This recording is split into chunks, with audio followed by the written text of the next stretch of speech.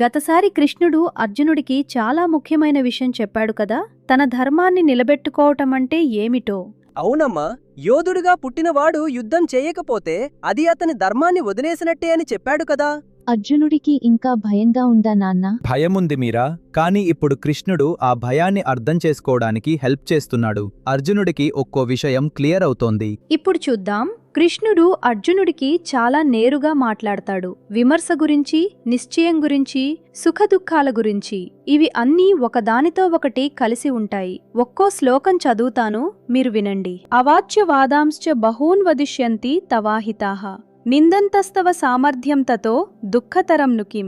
కృష్ణుడు అర్జునుడికి చెప్తున్నాడు, నీ శత్రువులు నిన్ను చాలా చెడ్డ మాటలతో తిడతారు, నీ సామర్థ్యాన్ని, నీ శక్తిని నిందిస్తారు. అంతకంటే నొప్పి ఇంకేమైనా ఉంటుందాదా అని. అంటే కృష్ణుడు అర్జునుడిని భయపెడుతున్నాడా? నిన్ను తిడతారు అని చెప్తున్నాడు కదా. భయపెట్టడం లేదు ఆరవ్, నిజం చెప్తున్నాడు. యుద్ధం నుండి పారిపోతే ఏమవుతుందో ఆలోచించు అని చెప్తున్నాడు. అర్జునుడికి అది చాలా బాధగా అనిపిస్తుందా అమ్మా? అవును మీరా, ఎవరైనా నీకు ధైర్యం లేదు, నీకు సామర్థ్యం లేదు అంటే చాలా నొప్పిగా ఉంటుంది కదా. కృష్ణుడు అది అర్థం చేసుకుంటున్నాడు. మరి అర్జునుడు ఏం చెయ్యాలి? వాళ్ళు తిట్టినా పట్టించుకోవద్దా? అదే కదా అసలు ప్రశ్న. ఇక్కడ కృష్ణుడు చెప్పేది ఏమిటంటే, విమర్శ వినడం నొప్పిగా ఉంటుంది, కాని దాని నుండి పారిపోవడం ఇంకా నొప్పిగా ఉంటుంది. నీకు నీ మీద నమ్మకం ఉంటే బయటి మాటలు నిన్ను ఆపలేవు. నీ గురించి నువ్వు నిజాయితీగా ఉంటే ఎవరు ఏమన్నా నువ్వు తట్టుకోగలవు. అది నిజమే అమ్మా. ఒకసారి నేను గీసిన బొమ్మ చూసి ఒక అబ్బాయి ఇది బాగా లేదు అన్నాడు, కాని నాకు తెలుసు నేను చాలా కష్టపడి గీశానని. అదే కదా, నువ్వు నిజంగా ప్రయత్నించావని నీకు తెలుసు, అది చాలు. విమర్శ వచ్చినా నీ లోపల ఆ నిశ్చయం ఉంటే నువ్వు కదలవు. నాకు అలా అనిపించింది ఒకసారి. నా పాట పాడినప్పుడు ఒకరు నవ్వేరు, కాని నాకు ఆ పాట ఇష్టం. అర్జునుడి పరిస్థితి కూడా అలాంటిదే మీరా. అతను తన ధర్మాన్ని తానే అర్థం చేసుకోవాలి, బయటి మాటలు వినకుండా.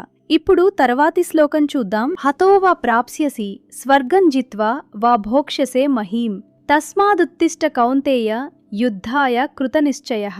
ఇక్కడ కృష్ణుడు అర్జునుడికి చాలా నేరుగా చెప్తున్నాడు, కౌంతేయ, యుద్ధంలో మరణిస్తే స్వర్గం నీకు దక్కుతుంది, గెలిస్తే రాజ్యం నీకు దక్కుతుంది. అందుకే నిశ్చయంతో లేలేచి నిలబడు, యుద్ధం చేయి అని. రెండు వైపులా మంచే ఉందా? అది ఎలా సాధ్యం? అది అర్జునుడి ప్రశ్న కూడా అదే అయి ఉంటుంది ఆరవ్. కృష్ణుడు ఇక్కడ ఫలితం గురించి మాట్లాడడం లేదు, నిశ్చయం గురించి మాట్లాడుతున్నాడు. నిశ్చయం అంటే ఏమిటి నాన్న? నిశ్చయం అంటే ఇది చెయ్యాలి, చేస్తాను అని మనసులో గట్టిగా నిర్ణయించుకోవడం, అటూ ఇటూ ఆలోచించకుండా. కృతనిశ్చయః అని చెప్పాడు కృష్ణుడు. అంటే నిశ్చయం చేసుకున్నవాడు అని. లేచి నిలబడు, కాని లోపల నిర్ణయం తీసుకుని లేచి నిలబడు. అర్జునుడికి ఇంకా సందేహం ఉందా అమ్మా? ఉంది. అందుకే కృష్ణుడు ఇంత నేరుగా చెప్తున్నాడు, రెండు వైపులా నీకు ఏదో ఒకటి మిగులుతుంది, కాని నిశ్చయం లేకుండా మొదలే పెట్టకపోతే ఏమీ మిగలదు అని. ఏ పని చేసినా నిశ్చయంతో చెయ్యాలి, ఫలితం ఏమైనా సరే. నిశ్చయం లేకుండా మొదలుపెట్టిన పని సగంలో ఆగిపోతుంది. నేను స్విమ్మింగ్ నేర్చుకుంటున్నప్పుడు భయంగా ఉంది, కాని నిశ్చయంగా నీళ్లలోకి దిగాను. అదే మీరా, అదే కృతనిశ్చయః. ఇప్పుడు తర్వాత కృష్ణుడు ఏం చెప్తాడో చూద్దాం. సుఖదుఃఖే సమే కృత్వా లాభాలాభౌ జయాజయౌ తతో యుద్ధాయ యుజ్యస్వ నైవం పాపమవాప్స్యసి. ఇది చాలా అందమైన శ్లోకం. కృష్ణుడు చెప్తున్నాడు, సుఖం దుఃఖం రెండూ సమానంగా చూడు, లాభం నష్టం సమానంగా చూడు, గెలుపు ఓటమి సమానంగా చూడు, అప్పుడు నీ పని చెయ్యి.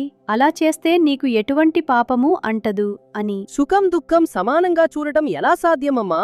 దుఃఖం వస్తే బాధగా అనిపిస్తుంది కదా. నువ్వు చాలా మంచి ప్రశ్న అడిగేవారో.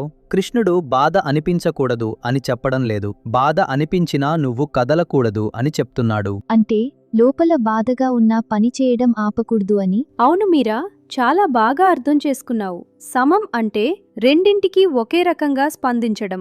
ఒకటి వస్తే మురిసిపోకుండా, ఒకటి వస్తే కుంగిపోకుండా. అది చాలా కష్టమమ్మా. కష్టమే, కానీ ఇమాజిన్ చేసుకో, నువ్వు టెస్ట్ కోసం చాలా కష్టపడి చదివావు, మంచి మార్కులు వచ్చినా తక్కువ వచ్చినా నేను నా వంతు చేశాను అని తెలిసి ఉంటే అది ఆ సమత్వం. అవునా? అప్పుడు ఫలితం ఏమైనా అంత భయంగా అనిపించదు కదా. అదే కృష్ణుడు చెప్పేది. ఫలితానికి అతుక్కుపోకుండా పనిచేస్తే నీకు ఎటువంటి భారమూ మిగలదు. అన్ని పరిస్థితులు పరిస్థితుల్లో మనసు సమంగా ఉంచుకోవడమే అసలైన బలం. అర్జునుడికి ఇది అర్థమైందా నాన్నా? అర్థమవుతోంది మీరా. నెమ్మదిగా కృష్ణుడు ఒక్కో పొర తీస్తున్నాడు. ఇప్పుడు కృష్ణుడు ఇంకో ముఖ్యమైన విషయం చెప్తాడు. ఇప్పటివరకు చెప్పిన దానికంటే కొంచెం లోతుగా వినండి. ఏషా తేవ్భిహితా సాంఖ్యే బుద్ధిర్యోగే త్విమాం శృణు బుద్ధ్యా యుక్తో యయా పార్థ కర్మబంధం ప్రహాస్యసి. కృష్ణుడు చెప్తున్నాడు, పార్థ, ఇప్పటివరకు నీకు జ్ఞానం గురించి చెప్పాను. ఇప్పుడు పనిచేసే విధానం గురించి చెప్తాను. ఫలితాన్ని ఆశించకుండా పనిచేయటం, ఆ బుద్ధితో పనిచేస్తే కర్మబంధం నుండి విడుదలవుతావు అని. కర్మబంధం అంటే ఏమిటమ్మా? కర్మ అంటే మనం చేసే పనులు, బంధం అంటే కట్టుబడిపోవడం. కర్మబంధం అంటే మన పనుల ఫలితాలకు అతుక్కుపోవడం. ఇది చేస్తే ఇది దక్కాలి, అది జరగాలి అని పట్టుకుని ఉండడం. అది ఎందుకు చెడ్డది అమ్మా? ఎందుకంటే మీరా, ఫలితం ఎప్పుడూ మన చేతుల్లో ఉండదు. మనం ప్రయత్నించవచ్చు, కానీ ఫలితం నిర్ణయించేది మన చేతుల్లో లేదు. ఫలితానికి అతుక్కుపోతే, ఫలితం రాకపోతే చాలా బాధపడతాం. అంటే ప్రయత్నం మన చేతుల్లో ఉంది, ఫలితం మన చేతుల్లో లేదు అని. అదే కదా కృష్ణుడు మొత్తం చెప్పేది అదే. ప్రయత్నం మీద ఫోకస్ పెట్టు, ఫలితం మీద కాదు. ఇక్కడ కృష్ణుడు బుద్ధి అనే మాట వాడాడు. బుద్ధి అంటే కేవలం తెలివి కాదు, స్పష్టంగా చూడగలిగే మనసు. ఆ స్పష్టత ఉంటే కర్మబంధం నుండి విడుదలవుతాం. అర్జునుడికి ఇప్పుడు ఆ స్పష్టత వస్తోందా అమ్మా? వస్తోంది మీరా. కృష్ణుడు చెప్పిన ప్రతి మాట అర్జునుడి మనసులో ఒక్కో అంధకారాన్ని తొలగిస్తోంది. ఫలితానికి అతుక్కుపోకుండా ఉండటమే నిజమైన స్వేచ్ఛ. ఇప్పుడు చివరి శ్లోకం చూద్దాం.